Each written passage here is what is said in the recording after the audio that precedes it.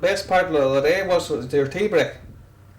I went into the farmer's wife and got a kettle boiled and made the tea, and would have took it out to the field there and would have taken a tea and enjoying whatever you had to eat.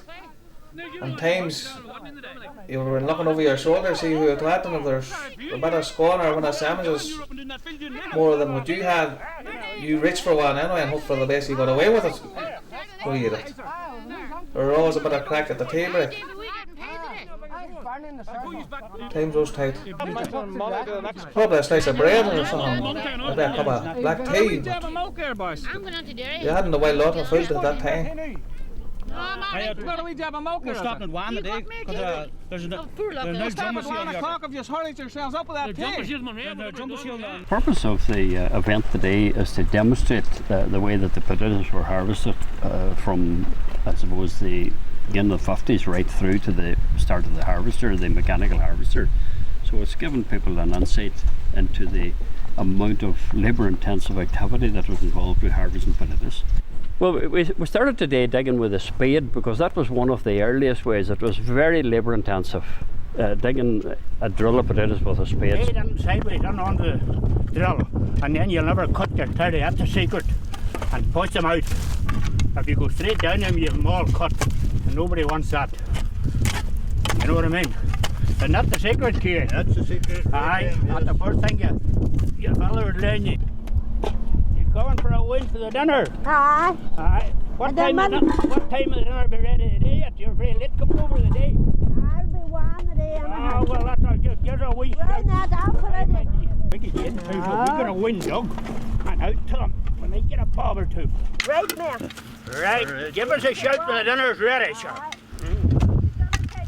Aye. Then you had the old drill plough that had the pig's nose on it, and you dug it with a horse or a donkey as well. She just split the drill open, just it made the purdies, the gill of the purdies easier, just as salad was for. So it was another handy way rather than the spade. So I just opened up the drill, that's the way it was.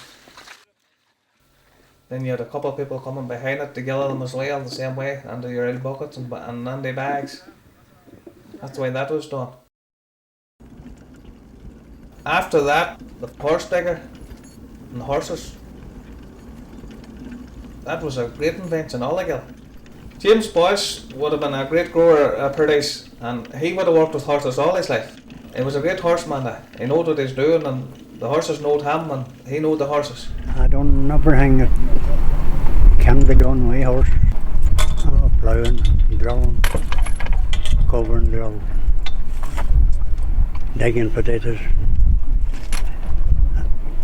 getting out manure and everything else. When you were used to working with a pair of horses and knew every word you said to them, like, you know, and they know tea time, and they know dinner time, and they know time to stop at 6 o'clock. A pair of nice horses like that there was nice, you know, when you were ploughing all winter with them. Two nice horses, but the one thing they would need about 2 weeks good hard ploughing before they come to do a job like this here. Why? We'll settle them down, but you know, they're not working enough. Too frisky. Too frisky, right. So you're going to finish off the rest of the field now, are you, this evening? Well, I might have a wee bit left for tomorrow.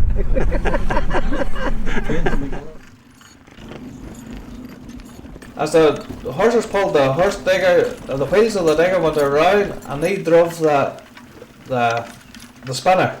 And the spinner threw them out, and you come along then and gather the purdies behind the horses. And that's the way the horses worked. That's a great idea. It was fast. You could do a lot of purdies with it, so you kept going. You need a bicycle. After the horses finished digging a day, you had the donkeys coming in then with a set of harrows.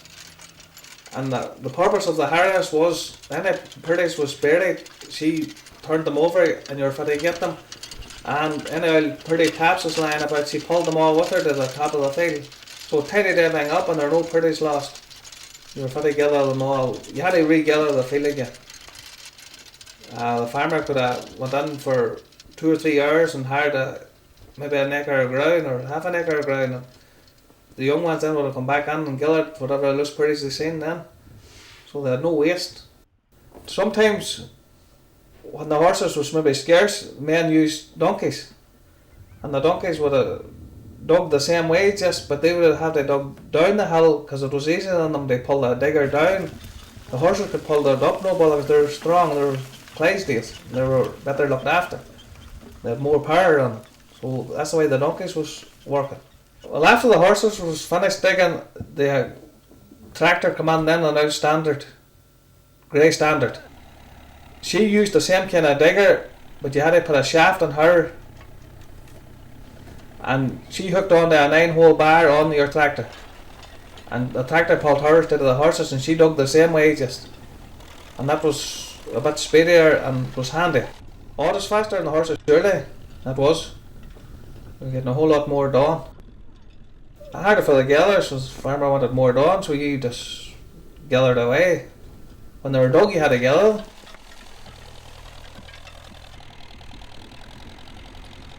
The farmer always had 2 men in the field to make the pits and do all the work of the pits. So the first thing they would do there is clear a bit of ground, level it up nice and level for the pit, to make a pit. And as you were gellering, then you took your pretties over to make the pit, and the 2 men then would keep the pit nice and tidy it all up. You had the small one gellering with a bigger person that they could carry the box better. The coop is what we used. They go to the pit, so you sort of evened them out like that there, just that there weren't 2 small ones that they couldn't carry the box. The farmer would gather up a few farmers around his own area to cut rushes and to get them ready for the pits. That would happen about 2 weeks before they start digging the Spuds. Farmers had a lot of wet land, and that's where rushes grew. They grew in wet ground. Rushes grow wild and are cut and collected into bunches known as sheaves. Because the texture of the rush is such green, waterproof and flexible, it's ideal for covering and protecting the potatoes. Here, the rush is cut by hand the old way, using a scythe, opening a way for the tractor and mechanical reaper. You need to sharpen about every quarter of an hour. Oh, Russia? He wouldn't cut a whole lot in a day, you know. That might do her now.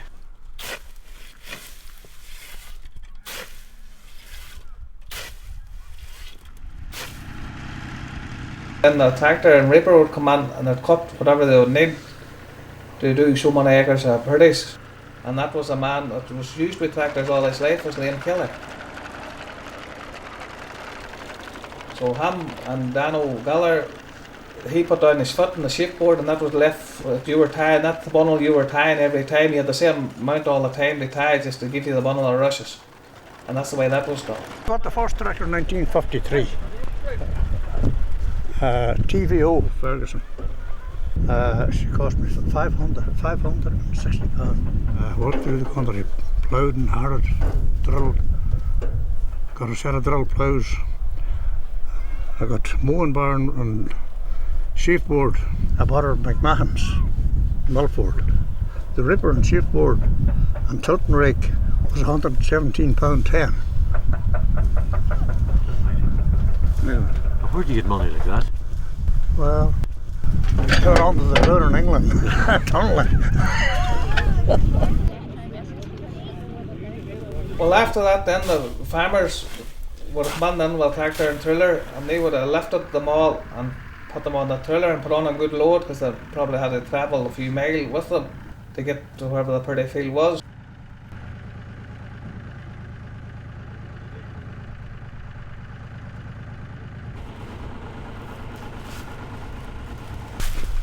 You always say, put on plenty of rushes and less clay, because met there much frost, it always went to the rushes. And if you put on 2 foot of clay, it'll still go to the rushes. If the rushes weren't on, the paddies would be useless. The rushes is on ferment. Put her swilling her there now, boy. She should be alright at that. You probably that. They'd have to put on a good load and bolt it nice and square, and they'd have to tie it well because rushes is very slippy, because the load would move and maybe scatter before you'd get halfway up the road. But thank God it didn't happen.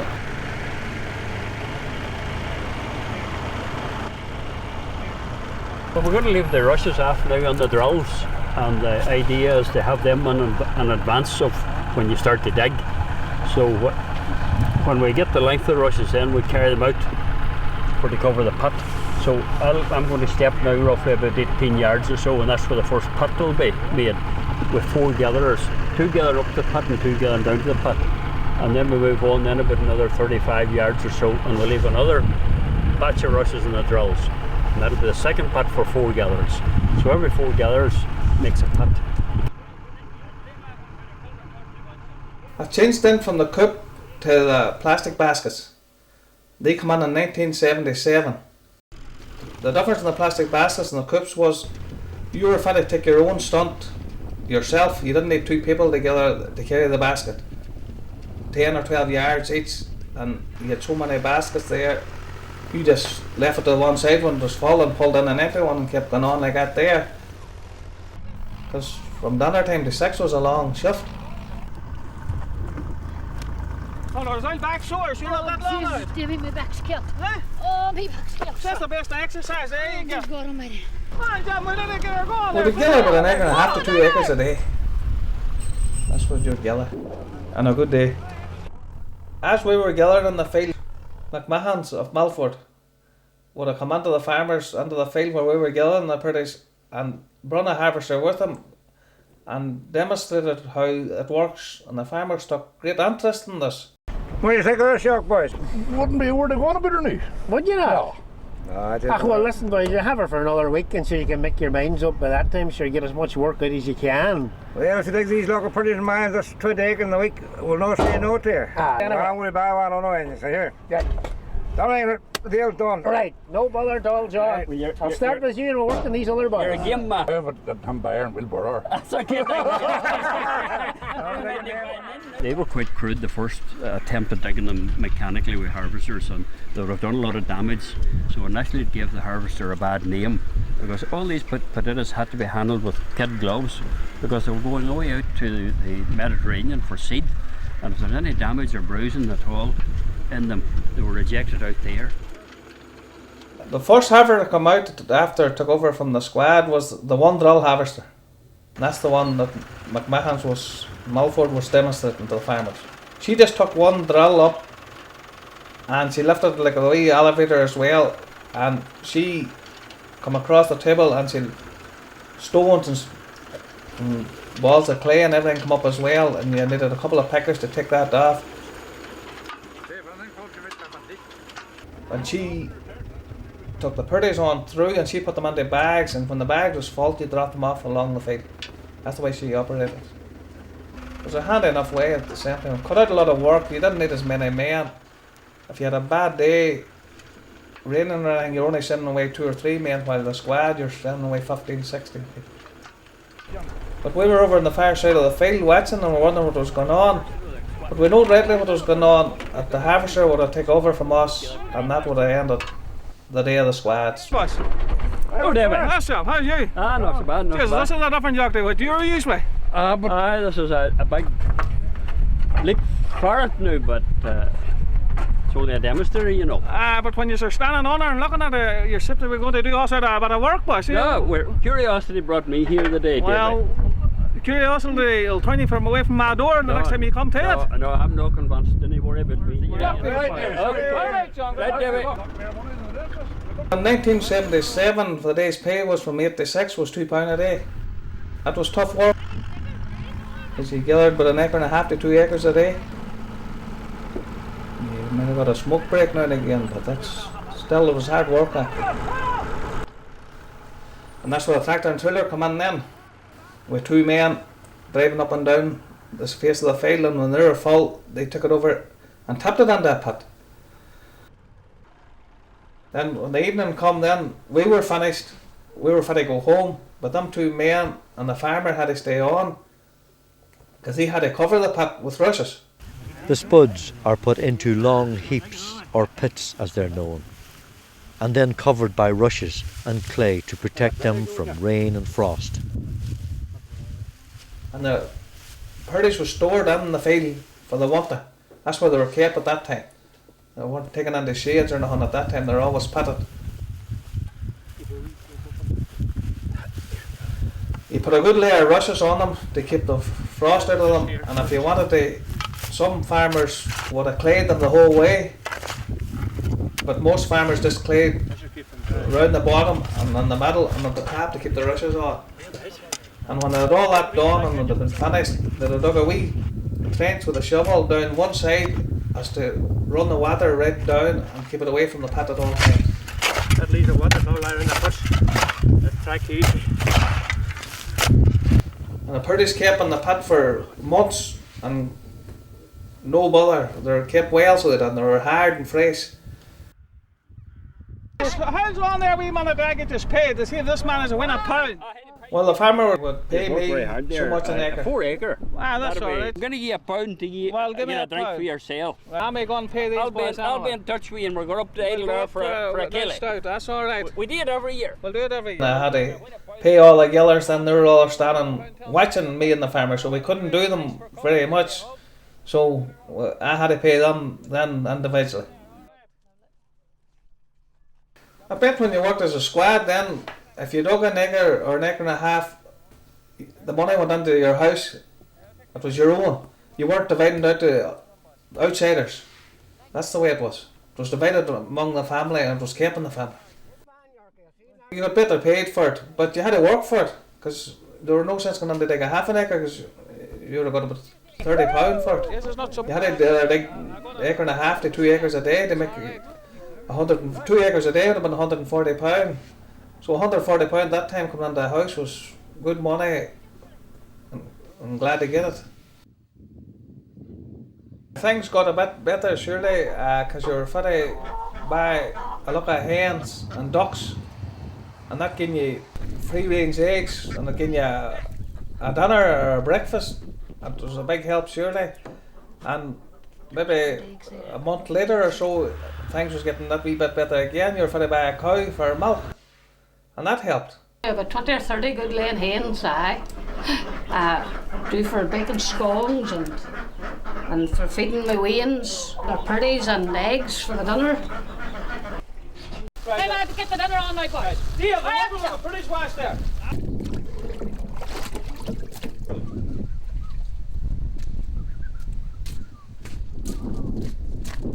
Here, Mama, look at British for you to peel. Oh, thanks, Dave. Oh, is dinner should be on there? Dinner should be on long time ago. Jeez, they're coming in now hungry and we need dinner on you.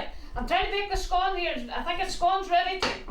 It looks well anyway. Aye, looks grand. Usually it was the woman of the house, produced homemade bread, butter and wholesome nourishing meals. Us as a family, it meant a whole lot because it put a bit of bread on the table and a lot of clothes on Me a wee you. bite, don't I? Oh, I don't know. Did you put any mats or anything there, or is it this Purdy's and Busto? It's months as well, do it. This is a scarce. No. Then you join coffee and got the months. You need a wee bit of mats on that, you know, to give us a wee bit of strength for the next day, you know. Oh, really well again. I'm running for all I done was walk up and down all day. Hey, Davey did that guy. Aye. Walk up and didn't do nothing. In a time before mobile phones, computers, the Xbox or Wii games, children created their own games, playing outdoors in the fields and making their own fun.